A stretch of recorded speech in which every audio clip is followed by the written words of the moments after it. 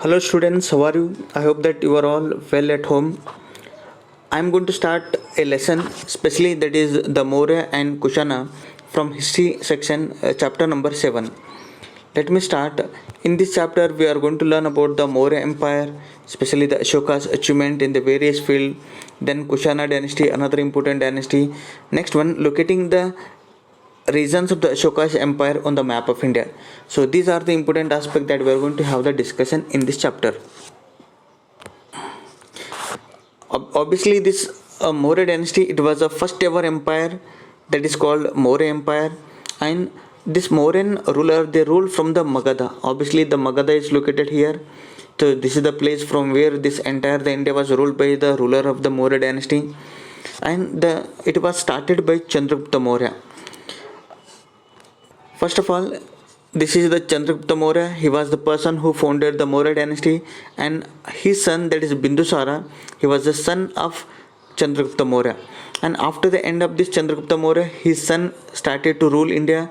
And after the end of or death of this Bindusara, his son, that is Ashoka, became the king of India. Now, before we start to understand this lesson, first of all, we should understand what are the important source of information regarding this Maurya dynasty. Obviously, if you want to understand or study the Maurya dynasty, the sources are very, very important. Without source, studying this it is completely unused, or it's not that much useful. First of all, the Megasthane is Indica. He is the person Megasthane, and he wrote the book that is called Indica. Obviously, he was a Greek ambassador who was living in the court of the Chandragupta Maurya, and he had recorded his experience about in Pataliputra, the capital city of the Maurya, and in his book that is called Indica. Another important source of information about the Maurya dynasty, obviously the Kautilya's Arthashastra. Kautilya, he is the person Kautilya, and Kautilya, he wrote the book called that is Arthashastra, and this Arthashastra was written in Sanskrit language. Obviously, this Kautilya, he is known by three names. Kautilya, first of all, one, Chanakya and Vishnugupta. So these are three names given to the same person, that is Kautilya.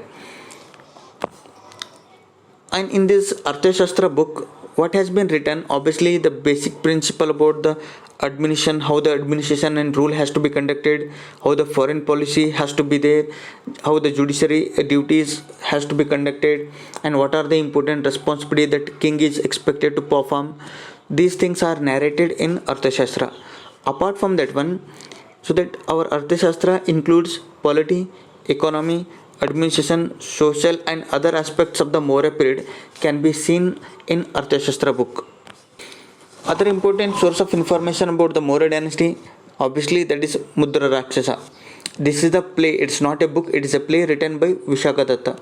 Remember the book by whom it was written. So these are very, very important. In various competitive exam we can expect that is Mudra Rakshasa, he wrote the play. What is that name? Obviously Mudra Rakshasa was a play which was written by whom or dash, something they used to ask. Obviously Vishakadatta. Not only that one, in Deepavamsha and Mahavamsha, these are also other two books about they will reveal about the rule of the Maurya dynasty. Another famous important source of information about the Maurya dynasty, that is Inscriptions of Ashoka. Inscription means if something is written on the wall, pillar or rock, and that can be called as an inscription. Here it is the inscriptions. So these, if you roam across the India, the historical places, many inscriptions can be found. So these will reveal about the history of India. If you want to study the history of India clearly, authentically, then these inscriptions are very, very important to study or write the history of India. Now, so Chandragupta Maurya, how he established his dynasty, obviously with the support of his mentor or teacher, we can say, that is a Kautilya. Chandragupta Maurya started his dynasty in Pataliputra. This is the place. Obviously in the northwestern part of India, this part, it was being ruled by another ruler, that is Seleucus. Now let me explain you how this Seleucus, obviously he was a foreigner who came from especially the Greek. When Alexander, you might have heard the name, he was a representative of Alexander.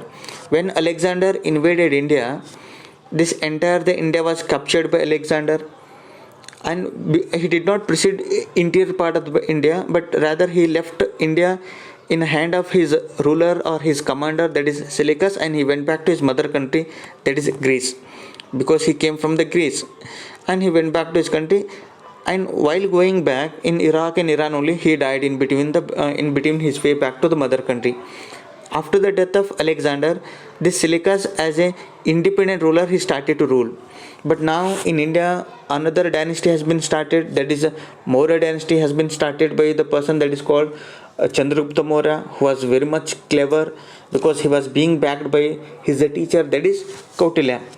Finally, he made attack on Seleucus. The battle took place. In this battle, our Chandragupta Maurya got victory in this battle. Seleucus got defeated. Finally, the war came into an end with the support of one agreement. Now, let us understand what are the important provisions of this agreement.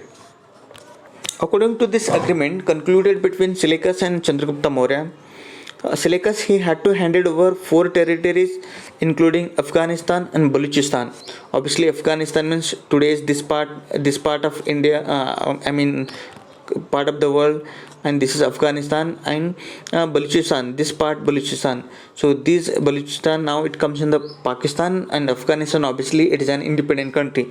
So these areas were handed over to Chandragupta Maurya. In this manner, we can say, so Chandragupta Maurya empire.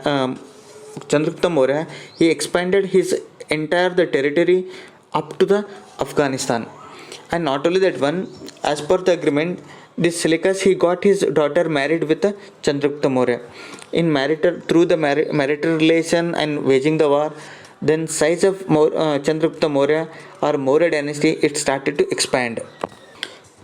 One thing is here, as per the Jain tradition, it is said that Chandragupta Maurya, he handed over entire his reign means rule, to his son, that is Bindusara, after accepting the Jainism in his last days, means old days, we can say.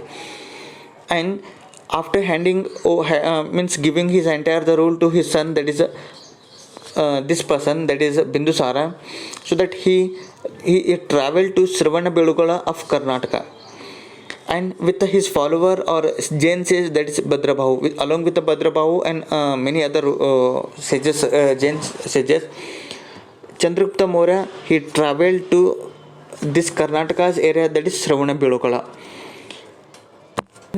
After reaching this Sravanabelugala, he has taken, it is believed that Chandragupta Maurya, he followed the practice of Suleka Vrta. Now let me explain you what is meant this Suleka Vrta. In Jain, today also there is a tradition that if anybody is following the Suleka Vrta and that person stop taking the food, no food and no water. So it's, and in couple of days, obviously that person without food and water, that person cannot survive for a long period of time. That person obviously will die. In this, it's like a practice of committing the suicide. Today also few people they used to follow in this tradition, but as per the Supreme Court order, then if anybody is following this Suleka Vrta, that will be considered as a punishable act.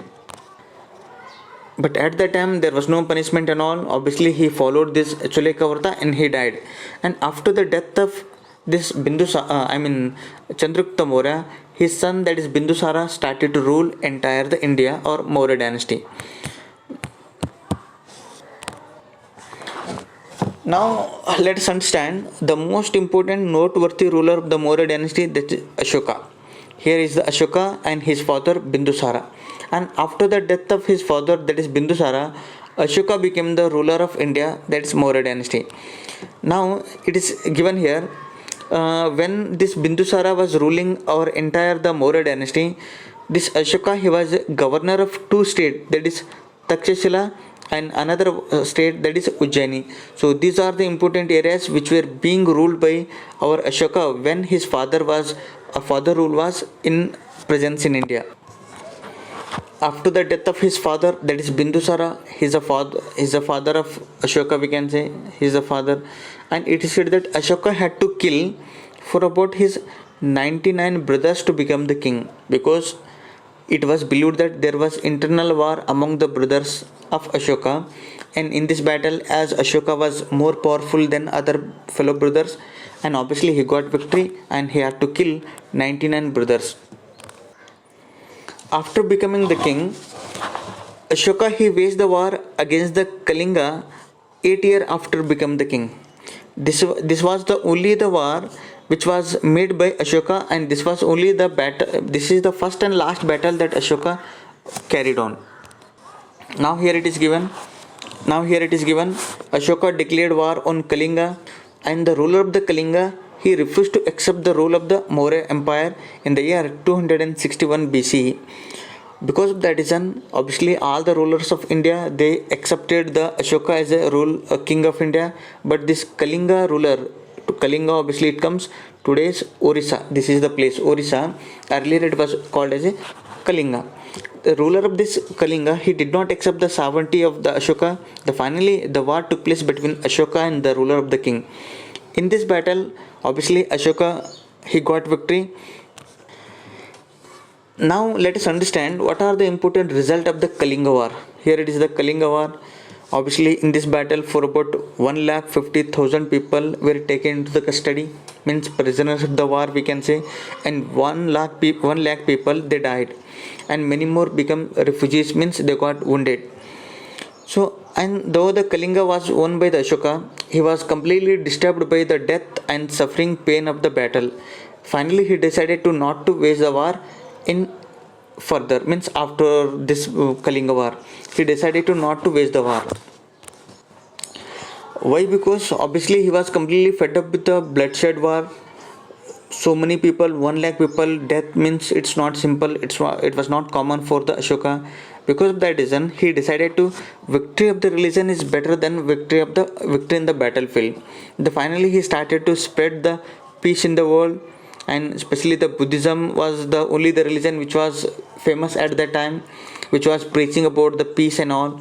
He accepted the Buddhism and started to preach or spread same religion across India. Now let us understand how the Buddhism got spreaded by Ashoka. Ashoka appointed the officers, they are called as a Dharma Mahamatrakas, to preach or spread the principle of the Buddhism. And he installed the inscriptions all across the kingdom to preach the message of the Buddhism. So the preachers were also sent to the other countries like Sri Lanka, China, Nepal, Bhutan. So that so many countries the officers were sent to spread the Buddhism. A person named as a Rakshita was sent to the Banavasi, and another person named as Mahadeva he was sent to our Mysore state. Obviously Mysore state was called by different name, that is Mahisha Mandala. So that we can say the Ashoka now he stopped the making the war, waging the war. Only the concentration that he started to give, that is spreading the message of the Buddhism, principle of the Buddhism. Ashoka also sent his son, that is Rahul. Rahul was the son of Ashoka, and his daughter, that is Sangamitre.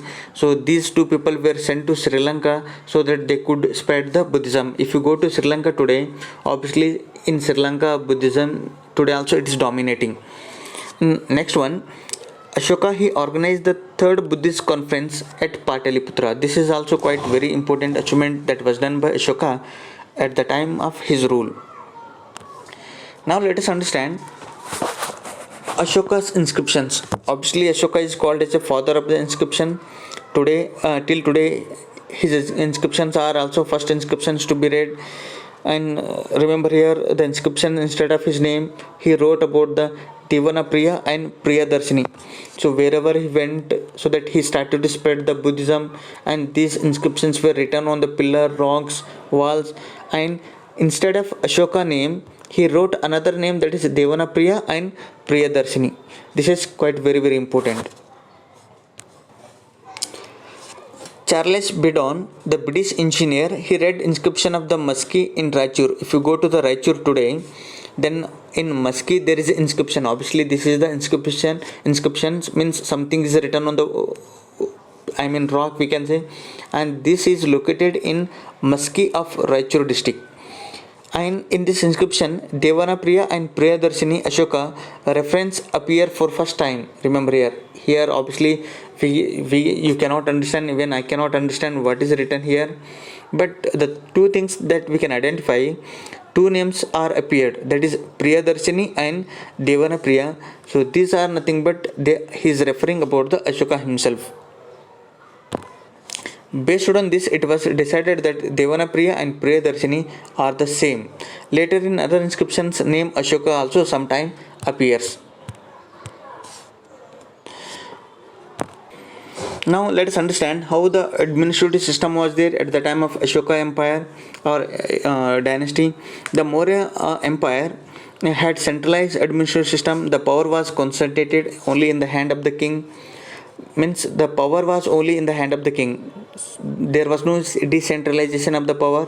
The power was centralized, means each and everything was looked after by only the person, that is a king. And there was also strong spionage system, we can say. So this is quite very important.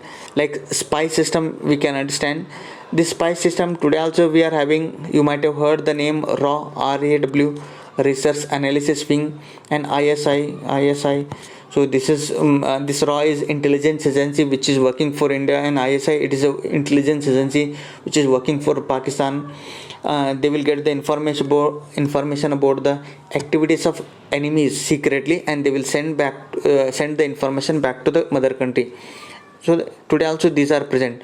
But even at the time of Ashoka period or Maurya dynasty, the spionage or like spy system was existed.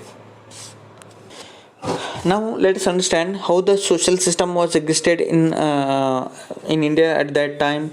Means during the Maurya Empire, there were four classes, that is Brahman, Kshatriya, Vaishyas and Shudra. And already you know what are the important responsibilities given to these four classes. Brahman and Kshatriya, they could interchange their status. And though the society was divided into the four varna, namely Brahman, Kshatriya, Vaishya and Shudra, several castes were also present in India at that time. And as per the Megasthenes record, that is he has written in Indica, his book, there were totally 7 castes were present during the Maurya society. And as far as the art and architecture that matter is concerned, obviously the much importance was given for the development of many buildings, art and architectures. Important was given for this. And during the period of the Ashoka, many stupas were built and the pillars were also created, we can say. Pillars were also made from the rocks. So here it is the stupa. And among them, the stupa of Sanchi is the biggest one, and this was the contribution given by obviously the Maurya dynasty. Around 30 pillars have been found, and all of them they are polished and made smooth, and the image of lion or ox are sculptured on this pillar. Our national anthem, a four-headed lion, is taken from the Ashoka's pillar of Saranatha. So this is also the important contribution which was given by the Ashoka. Today, if we are having the national anthem and that national emblem we had taken from the pillar which was created by Ashoka. Now let us understand another important dynasty after the end of the Maurya dynasty, that is called Kushana. And after the Greek, and it has been the Kushana who influenced the much on the Indian history and the culture. They gave special impetus to the spread of the Buddhism, and Mahayana sect means division that received the greatest encouragement under the patronage of this Kushana. This is quite very important. And Gandhara sculpture that was developed flourished during the time of the Kushanas. An important dynasty after the Maurya, that was obviously Kushana. They were basically from the nomadic tribe. Nomadic tribe means the people who do not settle down in single place, who used to roam from one place to another place in the search of food and grassland, and these people are called as a nomadic tribe. Obviously this Kushana, they were nomadic tribe basically, and they came from the Central Asia, and they were progeny of Yuchi, means Yuchi family they belongs to. So here it is given Sakas and Pratyahara were other foreign communities that had settled down in the northwestern part of India, and the Kushana they had to defeat the Sakas and Pratyahara and finally they got settled down in the Gandhara region. The Gandhara region means obviously this is the Gandhara region, and in this area Sakas and Pratyahara, these are two small dynasties. They were present before the Kushana. They proceed into the India, and Kushana they had to fight this Sakas and Pratyahara, and after defeating these two dynasties, and they established their hold on this Gandhara area, we can say. The founder of this Kushana dynasty was Kujala Kadphises. The name is quite unique because they did not belong to the India.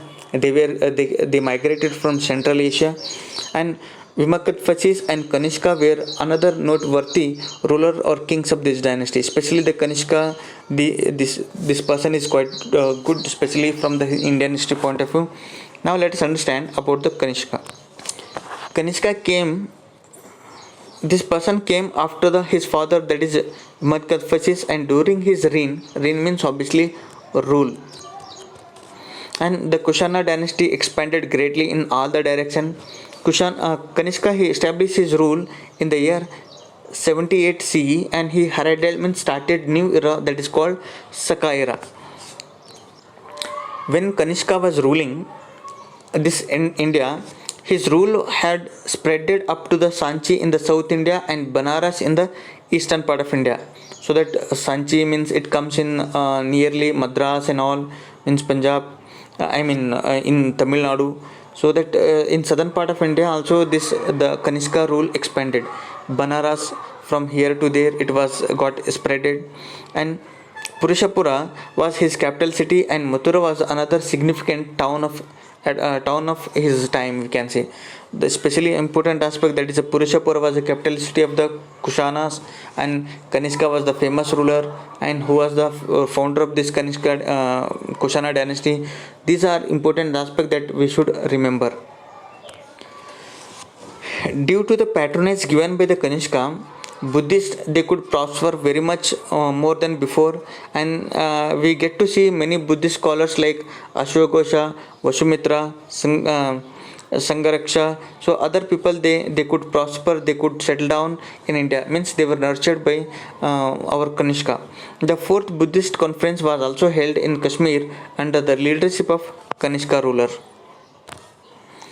Now another important aspect that we should be focusing on, how this Buddhism got spreaded. Proliferation means spreading, and this is the work which was done by earlier by Ashoka. It was done. Now that responsibility has been taken by Kanishka.